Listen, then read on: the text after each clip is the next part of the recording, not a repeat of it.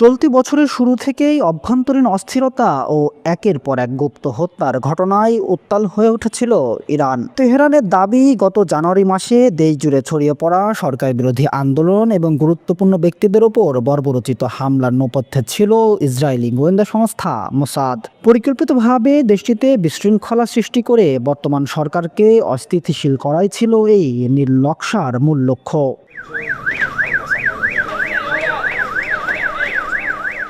জানুয়ারি মাসের শুরুতে ইরানের বিভিন্ন শহরে দ্রব্যমূল্য বৃদ্ধি এবং নাগরিক স্বাধীনতার দাবিতে সাধারণ মানুষ রাস্তায় নেমে আসে। তবে ইরানের গোয়েন্দা সংস্থাগুলোর দাবি, সাধারণ মানুষের এই স্বতঃস্ফূর্ত আবেগকে পুঁজি করে মোসাদ তাদের বেতনভুক্ত চরদের মাধ্যমে আন্দোলনকে সহিংস রূপ দেয়। শান্তিপূর্ণ মিছিলে আকস্মিক গুলি ও অগ্নিসংযোগের মতো ঘটনা ঘটিয়ে দেশে গৃহযুদ্ধের পরিবেশ তৈরি করার চেষ্টা চালানো হয়। আন্দোলন যখন তুঙ্গে, ঠিক সে সময়ে ইরানের বেশ কয়েকজন প্রভাবশালী সামরিক কর্মকর্তা ও পরমাণু বিজ্ঞানীর উপর ড্রোন এবং চোরাগুপ্তা হামলা চালানো হয়। বিশেষ করে কেরমান শহরে বড় ধরনের বিস্ফোরণে শতাধিক সাধারণ মানুষের মৃত্যু ছিল এই পরিকল্পিত হত্যাযজ্ঞের সবচেয়ে ভয়াবহ অধ্যায়।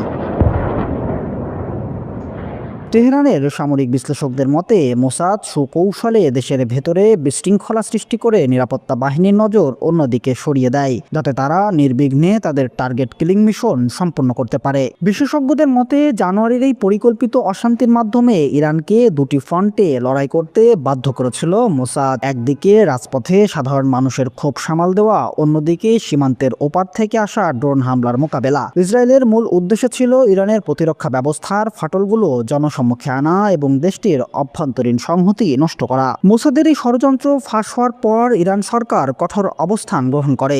আন্দোলনের আড়ালে নাশকতায় জড়িত থাকার অভিযোগে বেশ কয়েকজনকে গ্রেপ্তার করা হয়, যাদের সাথে মোসাদের সরাসরি যোগাযোগের প্রমাণ পাওয়া গেছে বলে দাবি করেছে দেশটির বিচার বিভাগ। বর্তমানে ইসরায়েল আমেরিকা জোটের সাথে ইরানের যে সরাসরি সংঘাত চলছে, তার বীজ বপন করা হয়েছিল মূলত জানুয়ারির সেই পরিকল্পিত অভ্যন্তরীণ অস্থিরতার মাধ্যমেই।